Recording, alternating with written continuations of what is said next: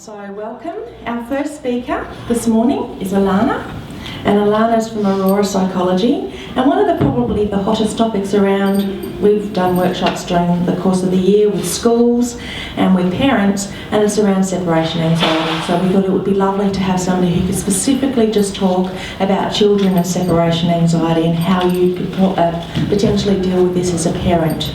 So separation anxiety is quite common and typical use of babies and toddlers, but we can also see this when children start school, for example, or kindergarten, and it can put a lot of stress not only on their parents but also on the school situation.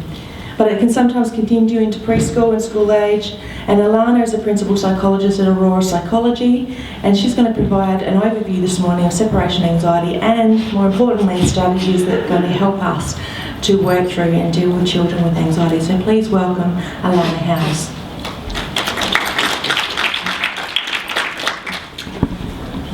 Alright, so it's all ready to go. Just need to press that.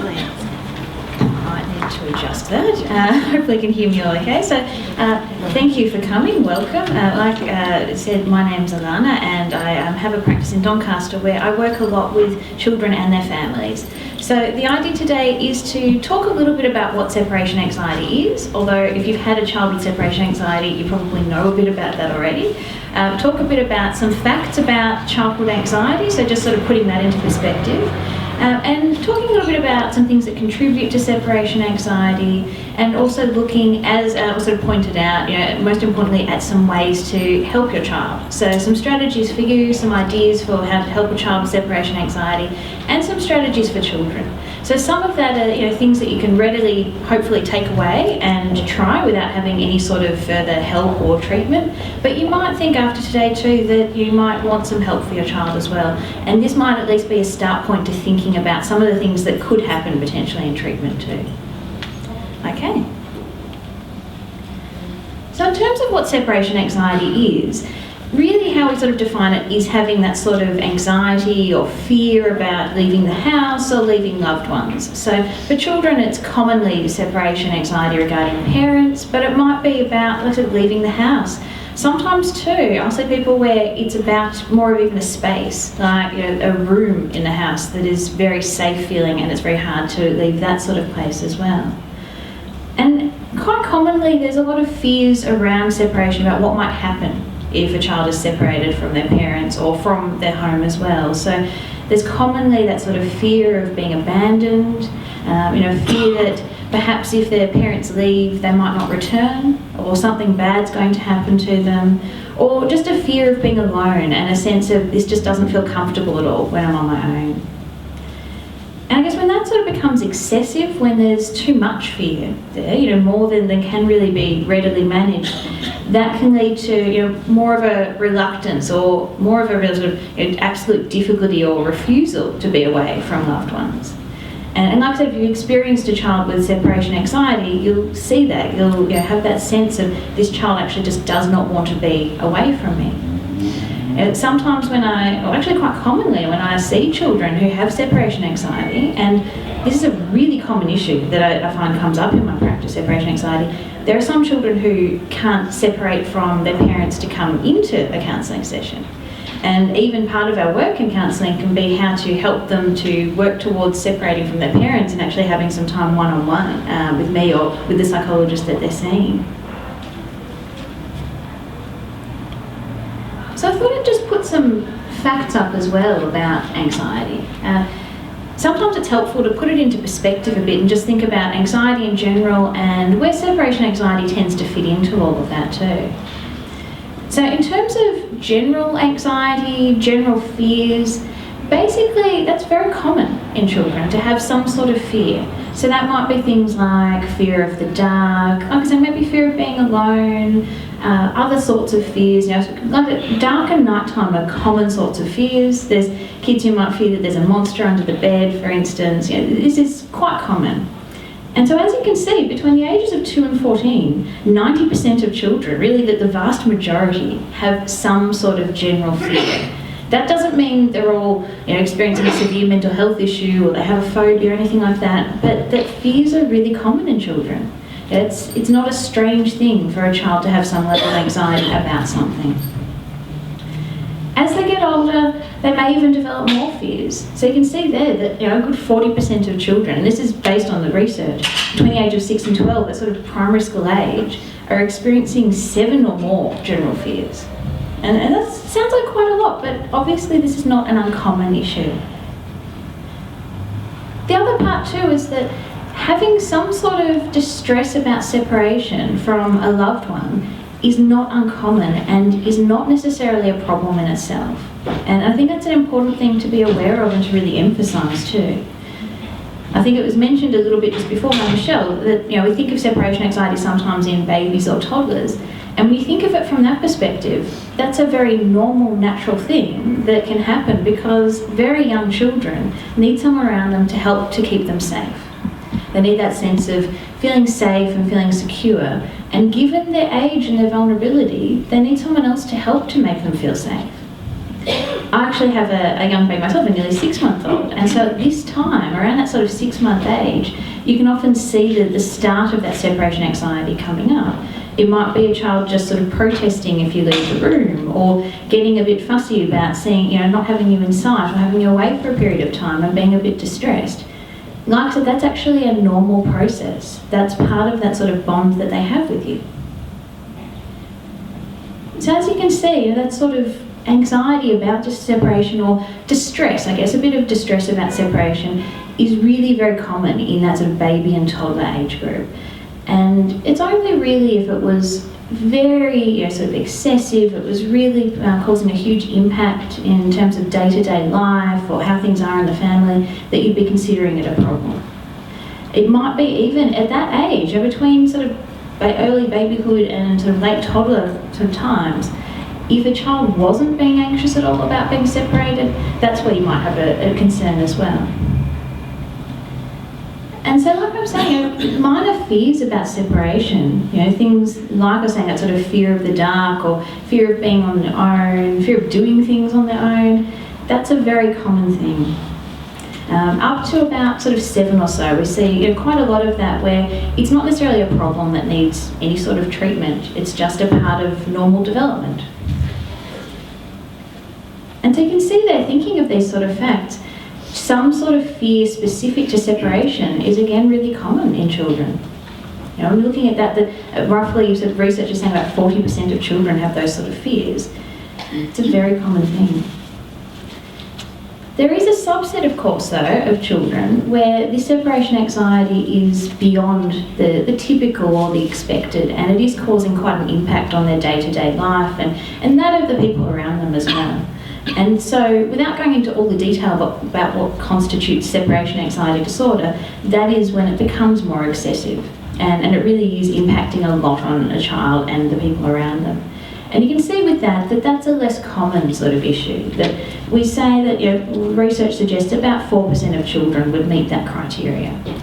So it's very common for them to have some level of anxiety, but not as common for them to get to the point of having what we'd call a disorder in that regard. And typically, as it says there, around 6 to 8 years is a common age of onset.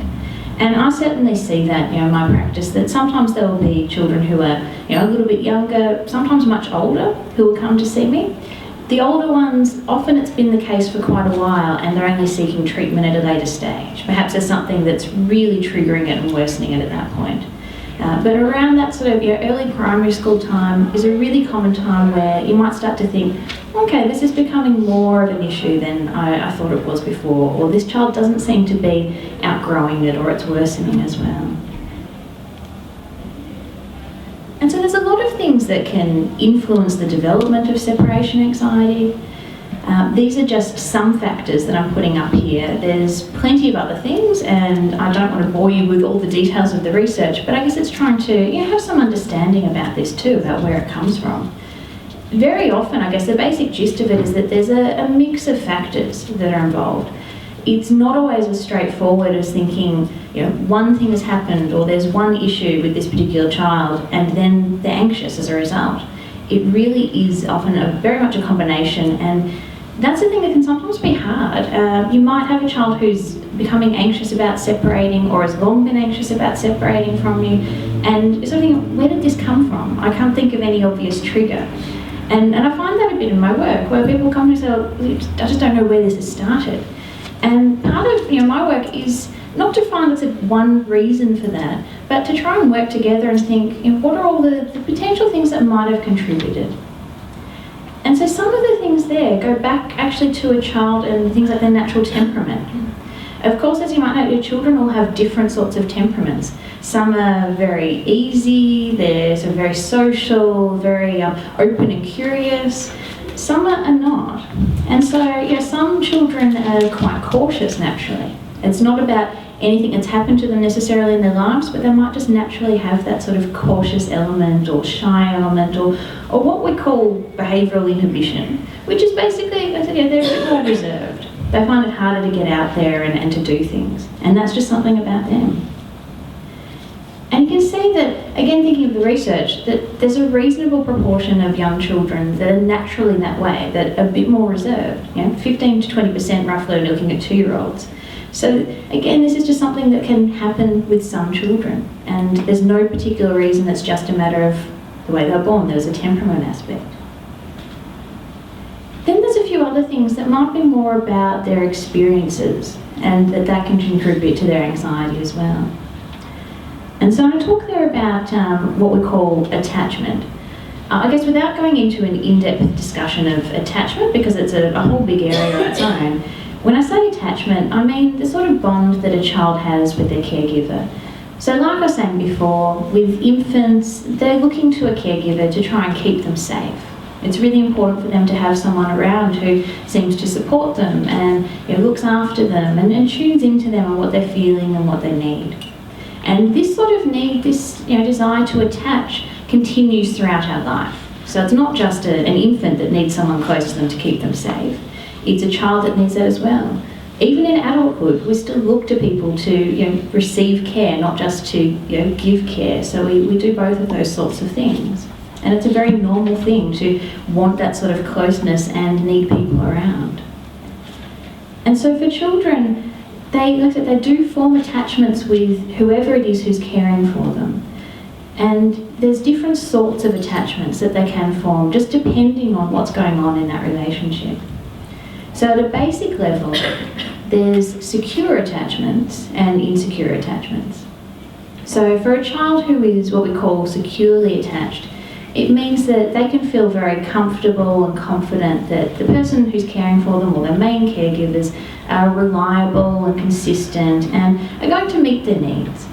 Doesn't mean that person is doing everything perfectly, because nobody does. There's no such thing as a perfect parent. But it means that most of the time they're doing what this child needs in terms of not just feeding them, but caring for them, tuning into them. Some children though, and it can be as much as probably 40%, maybe of children, different sort of samples will say different amounts, can be what we call insecurely attached. And there's a whole lot of different reasons for that. It might be that there's been a change of carers or things like that. It might be that their caregivers have some of their own issues going on, and it's making it hard for them to really be with their child and tune in a lot to their child. It might be that things are just sort of inconsistent, or they've got a bit of a combination of things. Maybe that there's a child who's been a very difficult child to manage, and there's a parent who just doesn't really know quite how to manage that. So it's not an uncommon thing for a child to be insecurely attached. And one sort of subset of that, one part of that, is what we call more anxious attachment. And so that sort of child can be quite clingy, need a lot of reassurance, need a lot of comfort, be quite concerned about things like separation. And so that sort of anxious child, anxiously attached child, is more likely to have probably more general anxiety and more separation anxiety too.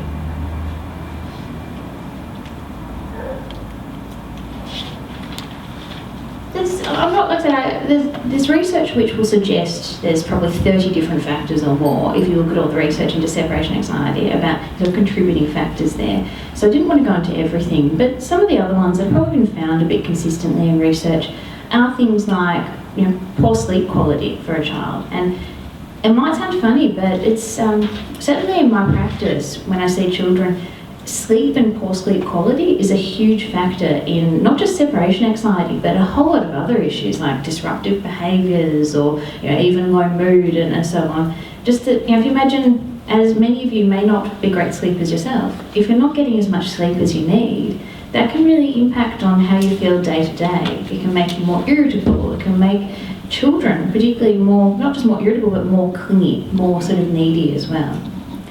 So something as simple as sleep can sometimes be quite a contributing factor. Sometimes too, and it's a bit of a hard thing, and I'll talk about a bit later on about what I mean, sort of is parents who are being too protective. So sometimes that goes back to a child who might be quite anxious and seem to need a lot more protection, but it's a matter of a balance. And like I said, when we talk about strategies, we'll go into that a bit more too. And sometimes other factors like a parent's own mental health and how they're coping in themselves, so things like depression, can actually potentially impact on the development of separation anxiety. None of these things are a straightforward thing, so if a parent has depression, doesn't mean your child is going to have anxiety. It just means that it's potentially increasing risk, particularly if it's not really addressed. And like I was saying, sometimes when I see children, there is one event that might trigger this separation anxiety, but probably more commonly there's a combination. So sometimes a child might come to me and parents might say, well, it started when they got lost in a shopping centre and they became very anxious and distressed and now they don't want to leave my side. And you can see it's very obvious. But sometimes it's something like that, but it's combined with previous anxiety too. So this was a very fearful child anyway, and then they became lost, or then they went away to a school camp that didn't go so well, or something like that. And there's that sort of pushes it and just worsens it, unfortunately.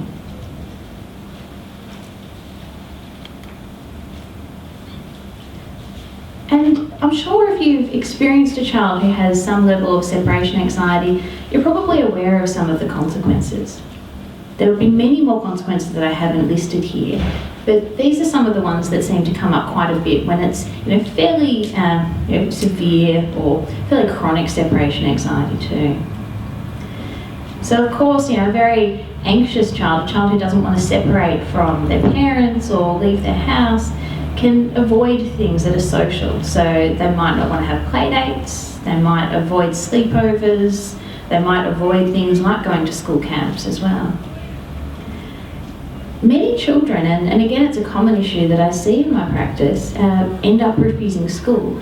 They might be, in many ways, sometimes they're very worried about leaving their parents and that fear of being abandoned if their parent takes them to school, will my parent come back to pick me up? That can come up a bit. Sometimes some kids can worry a bit too much about their parents and their well-being. So it goes the other way of sort of saying, I don't want to leave mum at home because I'm worried about her without having me there.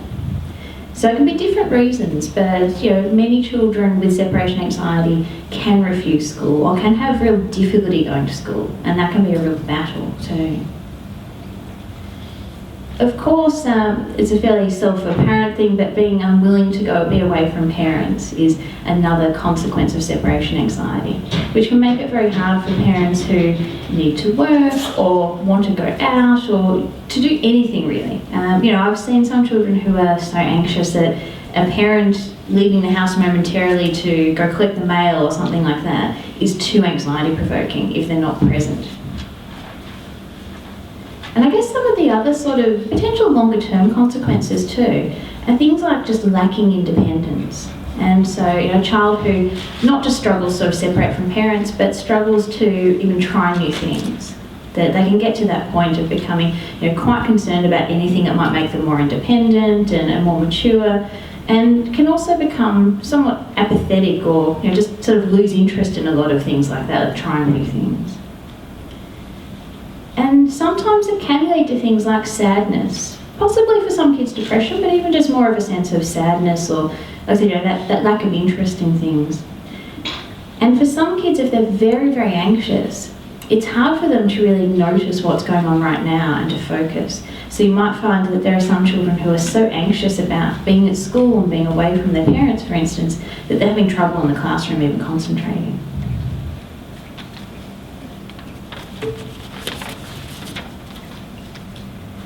So like I said, anxiety in itself and anxiety about separation isn't necessarily a cause for concern in children. But at the same time, it's really important to consider when you might think about getting some help for your child, or when you might think about getting some ideas for yourself about how to help your child. And really, some of the factors there are thinking about things like intensity and frequency. So if the intensity about this distress, or of this distress about separation, if that's really high, then that might be a cause for concern. You know, if it's a child who just can't easily be settled or soothed at all, and you know, for instance, if they're struggling to get to school, but even once they get to school, they're still not able to stay, or they're staying anxious throughout the day, then that's probably cause for concern. Whereas some children might be a bit reticent about going to school or a bit nervous, but once they're there, they're okay. I was saying frequency is an issue too. So if you feel like the frequency of this anxiety about separation is worsening, so if it is that, you know, occasionally the child would get upset if you were going out for the evening, and now it seems like every time that even that's a threat coming up, that they're getting very anxious about it, that again could be cause for concern. And like I was saying before, thinking about the impact on day-to-day functioning as well. So if it is that this anxiety is really having a big impact on this child's life, or if it's impacting on the family, if it's causing, you know, so much sort of need to change things a whole lot, or to do things to try and manage this child, that it's having a, you know, negative impact on everyone, not just on the child, then it makes sense to be getting some support and some help with that.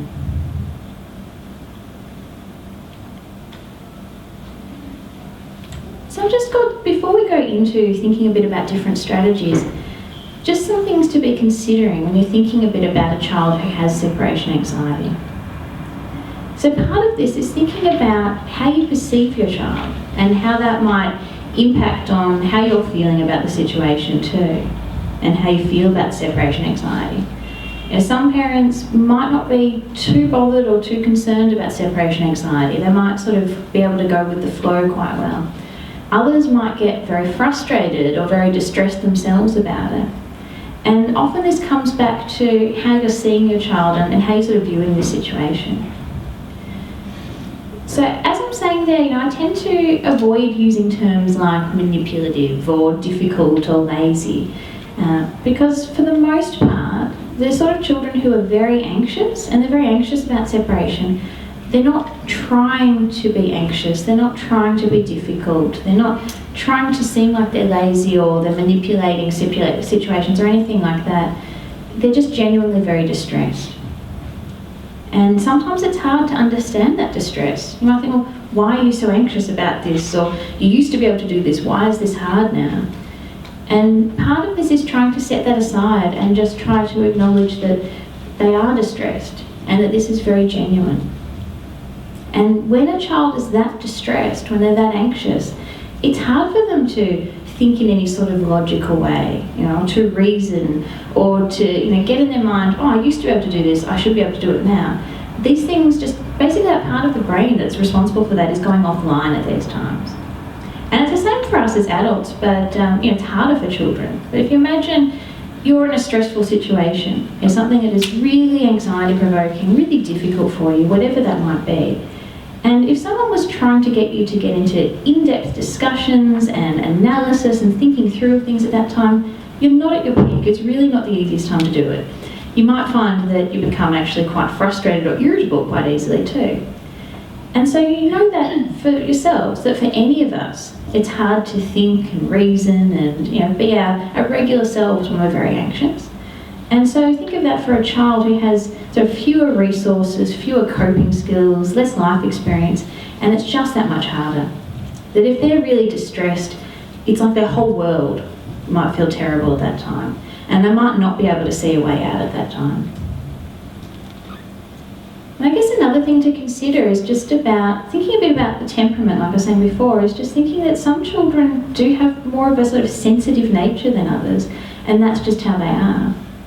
And you might find that if you have more than one child and you notice a contrast there, that one child might be very easygoing or very outgoing or social, and another just seems like they get very affected by things. You know, they get more emotional easily. And that's just how they are.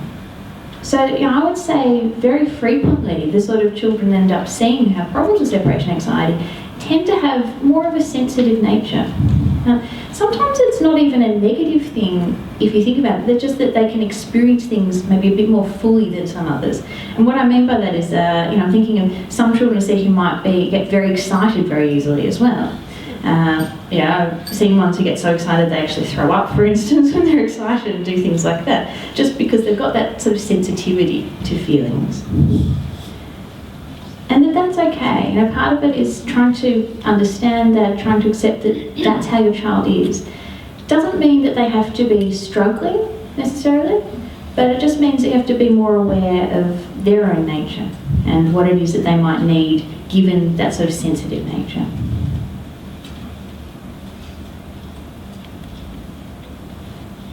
I guess before I was talking a bit about that idea of a child needing to feel safe and secure, and then that's part of why they form an attachment to parents or other people who care for them. And like I said, that's a very important thing that children very much need. And that in times of stress or times where there's some sort of threat to them, and that could be a real threat, like something's about to happen, or it could just be something they imagine might happen, that's when they're likely to become more clingy and more needy. And even a child who isn't very anxious is going to do that generally. So if you have a child who's been pretty easygoing and pretty comfortable with having separations, but then they're quite sick, you might find that they seem to need you more at those times. They might seem more whiny, or they might just seem to need a bit more attention. And it's thinking about that too, that for any of us, if we're really sick or tired or there's some sort of new stress going on, our needs might change. I don't know whose phone that is.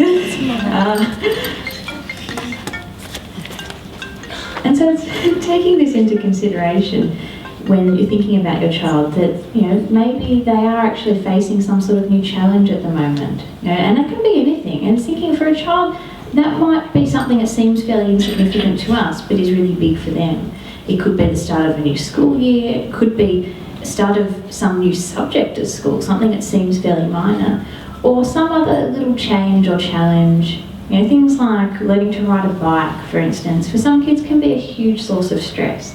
And they might seem like they're sort of going backwards in terms of needing you a bit more at those times, or becoming a bit more clingy, or becoming a bit more anxious. And like I said, to a great extent, that is normal.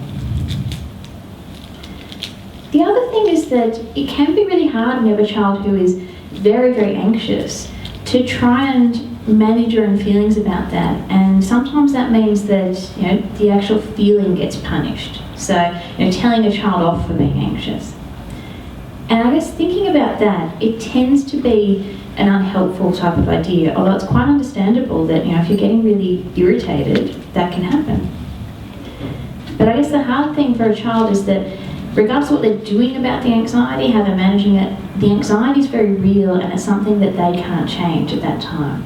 And so punishing them for something that they're feeling and that they can't change tends not to be very helpful. So what we'll talk about in a little bit is thinking a bit more about yourself and how to reflect on your own feelings, but I'll come back to that a bit later.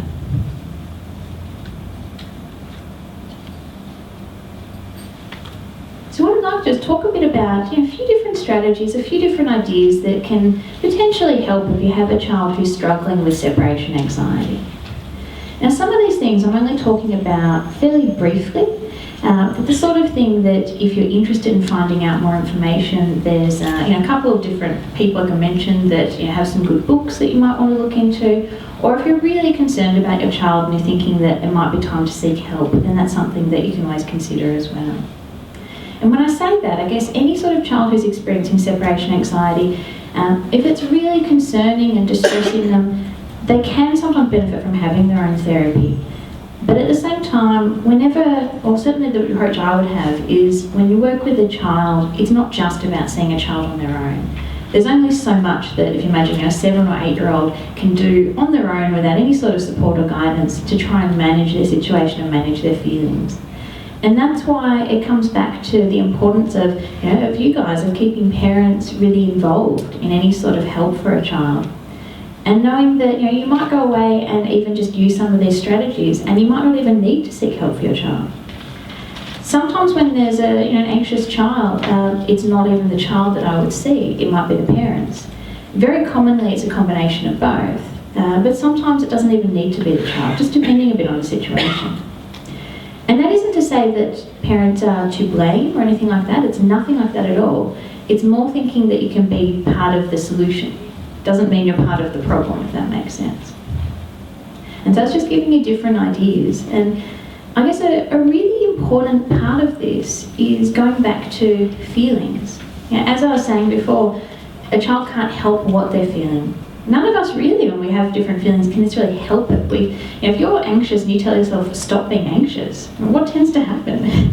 I don't know about you guys, but that generally isn't a helpful strategy for me. There are ways, of course, to relax or to calm down or to do things like that, but simply telling yourself, this feeling isn't okay, doesn't tend to be that helpful.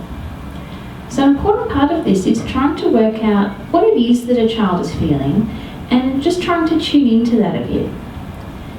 One thing that's very easy and very natural to do for any of us is trying to solve someone else's problems when they've got feelings that are bothering them. People do that a lot with their friends and family members, oh, you should do this, or why don't you just go for a walk, you'll feel better, all those sorts of things.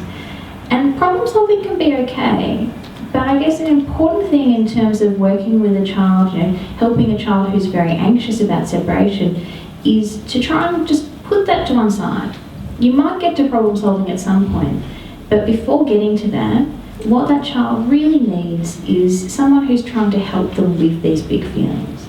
Help them to sort of know that feelings are okay, help them to manage those feelings. And in recent years, in recent decades, there's been a lot of research into brain development and what sort of things contribute to a child having quite healthy brain development and healthy emotional development. And what we've found out of that is that tuning into a child's feelings is a really important part of that process. So like I was saying before, there's a more advanced sort of part of our brain that tends to be present when we're feeling quite calm, when we're feeling in control of things, and tends to some extent to go offline when we're feeling stressed. And for children, they're still developing those more advanced parts of the brain. There's a writer, a person in the field called Daniel Siegel, who talks about it being like the upstairs and downstairs brain. So if you think of our brain as being like a house, in children, they haven't really got the upstairs level all that built yet. We have it all, hopefully anyway. And the role of a parent and other people around, important people for the child, is to help them to build that upper level. And that upper level will be a way that they can manage themselves, manage their feelings, be fairly flexible sort of people, not people who have to be really rigid or just react without thinking. That helps to develop that upstairs brain is tuning into feelings.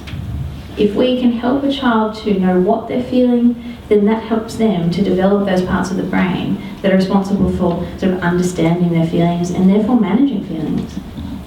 It's really hard to know how to manage feelings if you don't know what it is that you're feeling.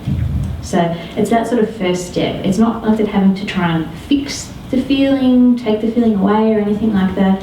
It's just trying to acknowledge it. I think that's really hard too, because if you're seeing a child of yours that's distressed and upset, it's very natural to want to just take that away. So it's okay, and try and do that. It's just a very natural parental response. And this is something that can be a bit of a challenge, is trying to get out of straight away, trying to say, it's okay, and trying to get rid of the feeling for the child, to just letting them have that feeling. Letting them sort of get that out, knowing that different feelings come and go and it's all okay. And so in terms of this, I mentioned one person called Daniel Siegel, who has written some lovely books too, a couple of great books there for parents about ways to do this and sort of tune into their child a bit. There's another person, John Gottman, who has done some work on what we call emotion coaching. And there's similar sort of concepts, they just have different terms for them. Basically, it is about the importance of naming your child's feelings and trying to help them with that. So it's not about asking them why they're feeling a certain way, because children very commonly just don't know. And then that can be more frustrating. So, well, why are you so upset right now? I don't know, I'm thinking, why can't they just tell me why they're upset? This is just going back a step and just noticing and saying something, I can see you're really upset right now. Or, it sounds like that's really frustrating for you. Or, you get really worried, it seems when, I have to leave the house. It's not jumping to a solution or anything like that. It's actually just acknowledging that. And what's interesting is when you do that, when you're trying to help someone, helping a child to know what it is they're feeling, what we know is that actually reduces the intensity of the feeling. So you might think trying to sort of distract them or move away from it and that sort of thing is going to be more helpful. But actually focusing in on a feeling is what seems to be most helpful. And so a big part of this, like I said, is trying to work out what a child might be feeling and trying to empathise, trying to understand what it's like to be in their shoes. And sometimes it's hard to cast your mind back to what it's like being a child. But for children, it's thinking that their world is a lot smaller, and so things that happen can seem a lot bigger to them. It might be that they say they had a fight with a friend that day, but the friend still played with them later on, and you think, sounds okay, but they're still actually really worried about it, or they're still really upset or sad about it. And that's because this is a big part of their world. And so the more that we can sort of put ourselves in our child's shoes, so be at their level, often the more empathetic we can be. And then the child has that sense of feeling that you get it. It's a common thing you hear in probably adolescents more than younger kids, you just don't understand or you don't get me. And doing this sort of work early on, trying to tune in, trying to work out what it is that your child might be feeling, maybe trying to gently ask them if you don't really understand what it is they're feeling, that's helping that child to feel understood. And like I said, that's really helping them to become less anxious and less distressed and helping those emotions to be tamed or calmed.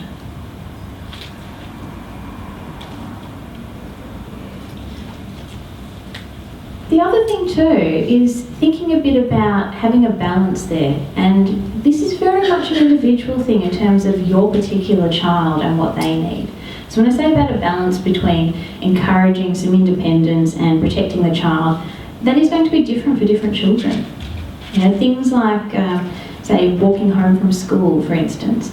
You can't say anything like a blanket rule like every child of this age should be able to do that or can't do that yet, because your particular child might need extra guidance and support with that, or might need a bit more independence as well. But part of it is thinking about that balance. Like I was saying before, it's very common when there's a child who is so reluctant to do things and to try new things and to be away from you. It's very common to do things to try and protect them more. I think, they can't do this, they can't do that. Maybe I won't send them to camp, it's going to be too hard for them, and all those sorts of things. And part of this is really thinking about that balance where they still feel like they've got a sense of safety and security with you, but they're also learning ways to gradually build up that independence. And so when I say there about setting limits, it is again thinking about setting some limits in terms of, there might be house rules, there might be things that have to happen as well, but try not to be too rigid about it. And I guess what I mean by that is that there are some things that just have to happen. It might be that you have to go to work on a Thursday, for instance, and they know that they're going to be away from you for a period of time. And that may have to happen, but there's ways of saying that in a caring way that is still tuning into their feelings. So like I was saying before, you can be putting out there, you can see that this is really hard for them when you go away, and that they do get very anxious and very worried, and you know that that's a really tough time for them. But you can still move on to trying to explain that this is something that happens as well. So it doesn't mean, I guess, that you have to necessarily rearrange your entire life around the child. But at the same time, it's avoiding being too harsh. So if you were saying, too bad, I've got to go, that's probably going to make the child more anxious. Or even doing things like trying to sneak out without a child seeing you if you need to get out of the house. That seems like it can be good in the short term, to think, they haven't really noticed. But sometimes that can actually make them more anxious, because once they realise, they think, they didn't even say they're going, are they coming back? And they get more anxious about it too. And in terms of independence, part of it is thinking about how to just gently, very gradually increase independence. It might be that you have a child who is anxious and so therefore isn't doing things as independently as some other kids their age might do. And it doesn't mean that you jump to making them do that, but it might be thinking about some very gradual plans. And thinking about the idea that the only way to overcome anxiety is to experience anxiety. So for your child, they're going to have to experience some level of anxiety, but it's thinking about how to make that fairly small and fairly manageable, so that instead of them going, oh my God, I just can't do this, they've got a gradual plan towards something that might make them more independent. And that's a really common thing that I do in my work with children and parents, is thinking of those sort of gradual plans that might help a child to a particular goal, whether that's getting goal of having a sleepover at their grandparents' house or getting back to school every day or something like that. It's not about jumping to that. It's about thinking about some steps that the child can think of and the parent can think of together that are going to work towards that goal. And like I was saying before, avoiding sort of punitive strategies, things that sound like they're maybe punishing the feeling that is something a child can't help.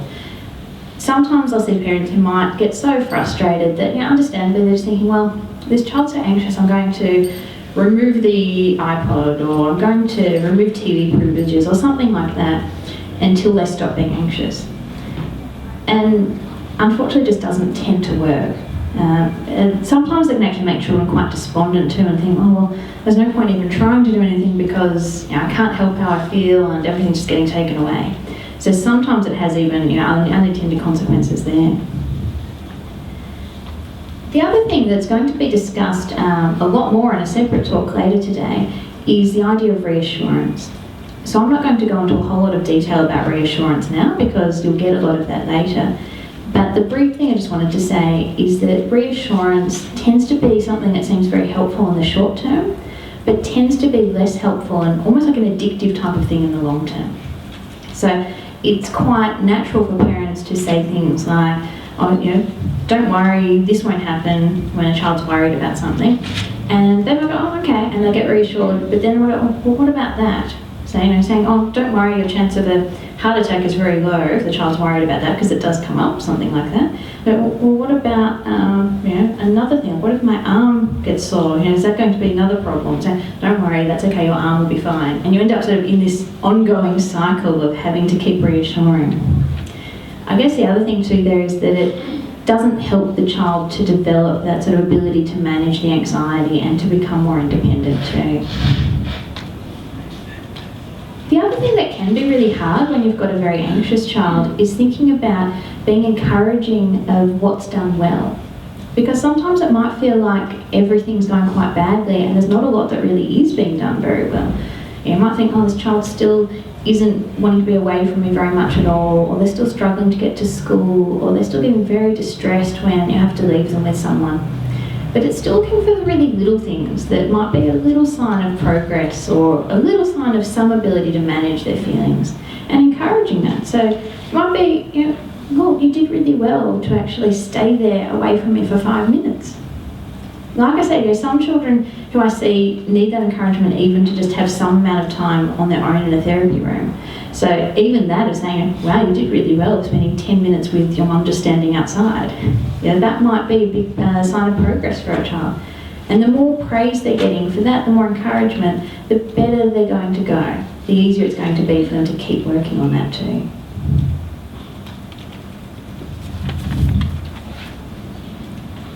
The other thing, I guess, to really think of, and it involves a lot more discussion, I suppose, a lot more thinking and reflection than we have time to do right now. But I just wanted to put it out there that thinking about your own feelings and reflecting a bit on yourself can be an important part of helping an anxious child. Part of it is sometimes having to reflect a bit on how you were parented, what sort of child you were, and how your parents treated you. And thinking from there about how that might affect you as a parent. It doesn't have to be an inevitable thing that your parents treated you one way, therefore you're going to treat your child the same way. Many parents actively try to do something that might be different or better somehow than what they experienced.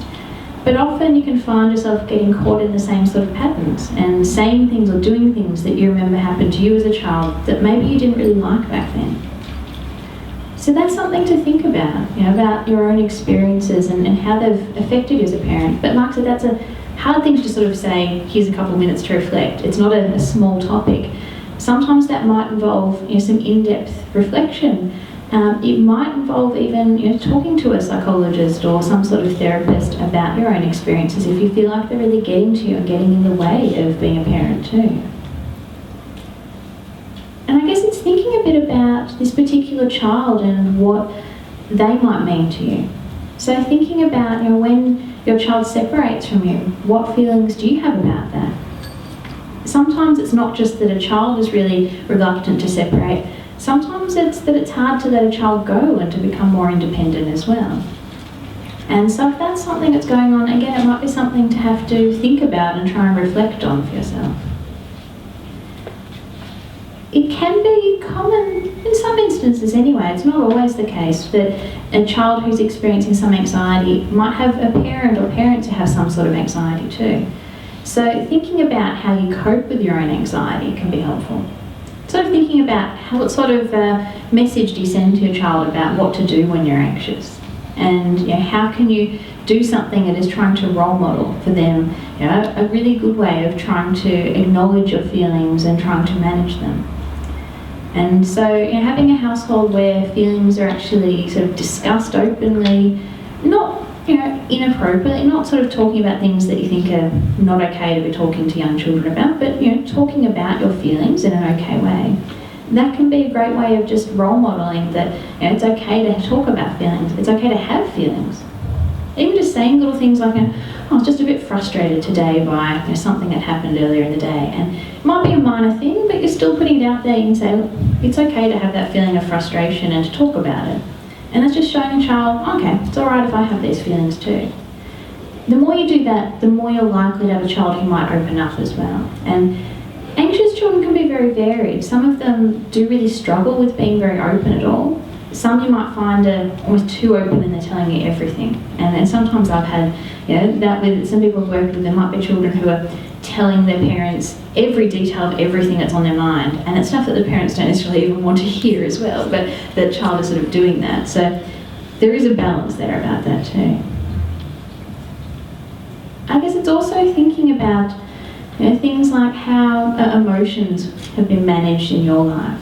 So when I said about those experiences of being parented, it's thinking a bit about, do people in your family talk about their feelings? Did they do that in an okay way that felt okay, or was it that there were feelings that just weren't discussed, or feelings that were out of control?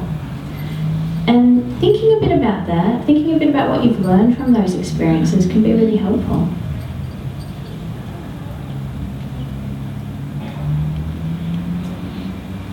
And so there's a few different things that can help with children. So some of the things we're talking about, but sometimes too, if you've got more of a playful sort of nature, if you have that sort of relationship with your child, you can actually add in more fun and more games as well to this. So it doesn't have to all be this very serious stuff, but sometimes can just make it that it seems a bit more lighthearted. So it's not that sort of sense of dreading, oh God, I've got to leave the house in 5 minutes, what's going to happen, and getting all tense, and then there's this sort of flow effect.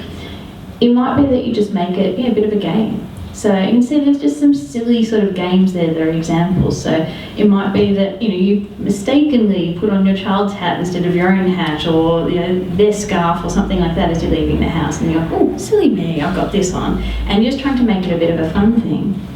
Or we're walking the wrong way, going into the wrong door or something like that, and making a big dramatic thing about it. Saying things like, not ready to go yet, I hope no one pushes me out the door, and just doing things like that helping child feel a bit more relaxed and a bit more fun about it. So if you say things like that, there's a good chance the child might actually try to enjoy it in the game and push you out the door. So for some kids, that sort of playful approach might be a really nice way to just help them a bit to overcome this sort of anxiety.